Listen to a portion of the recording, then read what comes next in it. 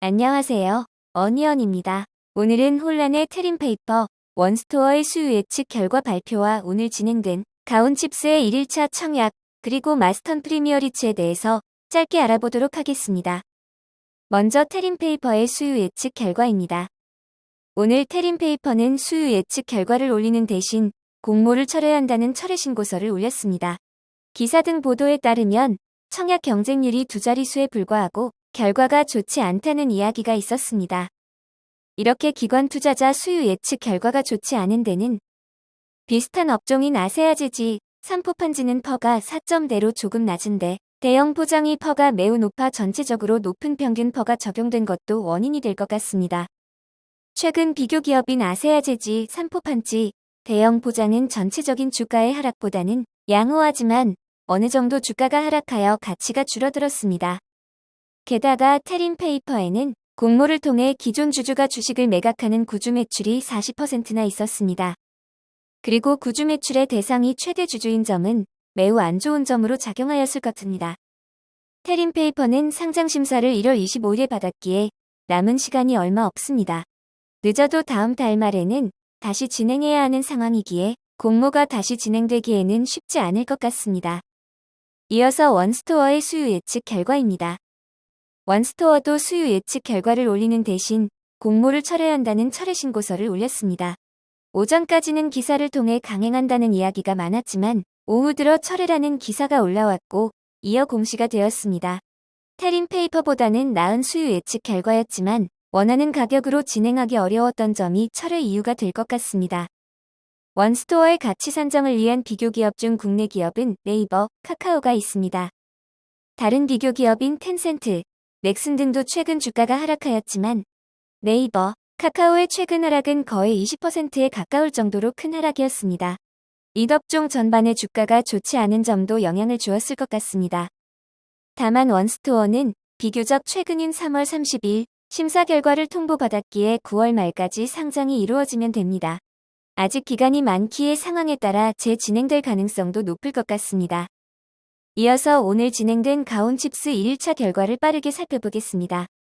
오늘 가온칩스 1일차 청약에 120만 924명의 청약자가 참여하였고 그에 따라 균등 배정 주식수는 2.07주가 되었습니다. 비례 경쟁률은 293.92대 1을 기록하였습니다. 같은 대신증권으로 진행되었던 풍원정밀과 비교해보면 청약자 수는 4.6만 명 가까이 적습니다. 비례 경쟁률도 100 정도 낮은 수치입니다. 풍원정밀 1일차보다는 열기가 덜하다고 볼 수 있습니다. 풍원정밀은 최종 40만 1323명이 참여하여 균등 배정 주식수가 0.93주였습니다. 가온칩스는 배정 주식수가 풍원정밀보다 적기에 균등 배정 주식수가 더 낮은 0.5주 내외가 될 것으로 예상됩니다.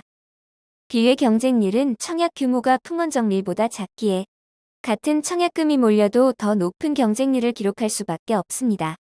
가온칩스의 1일차 경쟁률이 풍원정밀보다 낮지만 2일차 최종 경쟁률은 풍원정밀보다 비슷하거나 더 높은 수준이 될 것으로 보입니다.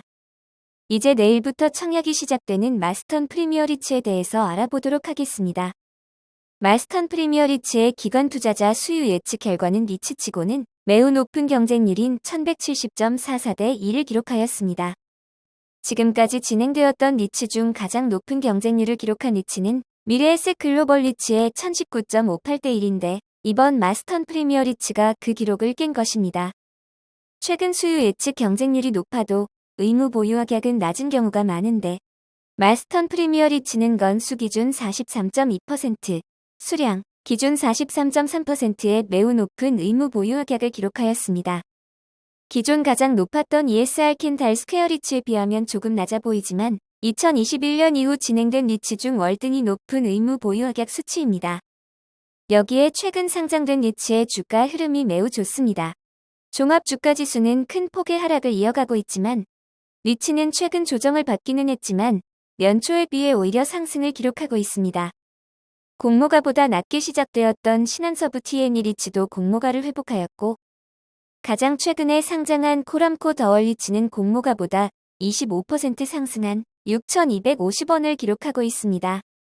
미국 아마존 물류센터를 자산으로 가지고 있어 마스턴 프리미어리츠와 제일 유사해 보이는 미래에셋 글로벌리츠도 공모가에서 20% 가까이 상승한 5,990원입니다. 이처럼 현재 리츠의 상황이 좋기에 공모가 이상은 기대할 수 있는 상황입니다. 다만 마스턴 프리미어 리츠는 청약 규모와 상장 규모가 작습니다. 일반 청약자 배정 규모가 177.9억 원밖에 되지 않기에 조금만 몰려도 경쟁률이 높아질 수밖에 없습니다. 하지만 역으로 생각하면 그만큼 상장일 유통 물량이 매우 작다고 볼 수 있습니다. 마스턴 프리미어 리츠는 삼성증권 단독으로 진행됩니다. 리츠이고 별도의 공지가 없기에 균등 배정은 없고 100% 비례 배정으로 진행이 됩니다. 그리고 청약 규모에 비해 청약 한도가 매우 높습니다. 가장 낮은 온라인 전용 50% 고객의 경우에도 88만 주를 청약할 수 있습니다. 88만 주의 청약 증거금은 22억 원입니다. 리츠 종목도 똑같이 청약 수수료 2,000원이 있고 청약 기간 중 비대면 계좌 개설, 은행 연계 계좌로 개설하시면 청약이 가능합니다. 5월에 2주차 청약 결론을 내려보도록 하겠습니다. 원래 5월 2주차는 홍수라고 표현했을 정도로 매우 꽉 찬 일정이었습니다. 최대 6종목의 청약이 진행될 수도 있었지만 SK쉴더스와 원스토어, 테림페이퍼가 공모를 철회하고 솔루스첨 단소재의 유상증자 청약 결과 실권이 발생하지 않아 실권주 청약이 없어지면서 가온칩스와 마스턴 프리미어 리츠만 진행되게 되었습니다. 남은 가온칩스와 마스턴 프리미어 리츠는 기관 투자자 수요 예측 결과가 좋은 편이기에 안정성이 높습니다. 그 결과 가온칩스와 마스턴 프리미어 리츠에게 청약이 몰릴 수밖에 없을 것 같습니다. 두 종목 모두 청약 규모가 크지 않아 경쟁률이 높을 수밖에 없는 점 주의하시기 바랍니다. 두 종목 모두 환불일이 주말을 포함한 4일이기에 경쟁률이 너무 높을 경우 실익이 크지 않을 수 있습니다. 하루의 차이가 있긴 하지만 예상 경쟁률과 각자가 생각하시는 추정 수익률에 따라 비례 청약을 결정하면 될 것 같습니다. 리츠는 상장일 10% 상승이면 매우 큰 상승을 보이는 편이긴 합니다. 이처럼 일반 공모주와 달리 리츠의 상승률은 매우 크기 어려운 점은 감안하셔서 비교하셔야 합니다. 일반 공모주인 가온칩스가 상장일 120% 상승한다고 생각하고 마스턴 프리미어 리츠가 10% 상승한다면 경쟁률 차이가 12배는 적어야 하는 점은 반드시 고려해야 합니다. 다만 이번 리츠는 규모가 작고 의무 보유 의격이 높아 상장일 유통 물량이 적음에 따라 기존 리츠보다 더 큰 상승을 기록할 여지는 있습니다. 일단 일반 공모주인 가온칩스의 546입을 최대한 활용해 가장 효율적인 청약을 하고 남은 자금을 리츠해 하는 것도 괜찮은 전략인 것 같습니다. 단, 대신증권은 546입 시 0.6 미만 주식은 벌임 처리하는 점 주의하셔서 반드시 0.6 이상으로 청약하시고 최근 0.6에 딱 맞추면 상황에 따라 배정받지 못한 경우가 있었던 점도 참고하셔서 안전하게 청약하시기 바랍니다. 저는 모두에게 균등 배정과 비례 배정의 운이 함께하기를 기원하도록 하겠습니다. 이 영상은 후원 회원 여러분들의 후원과 슈퍼땡스, 댓글을 통한 따뜻한 격려를 통해 제작되었습니다. 항상 고맙습니다. 이 영상은 투자 권유가 아니며 투자는 오롯이 투자자의 판단으로 이루어져야 합니다. 빠르게 전달해드려야 하는 영상은 앞으로도 종종 어니언이 함께하도록 하겠습니다. 고맙습니다.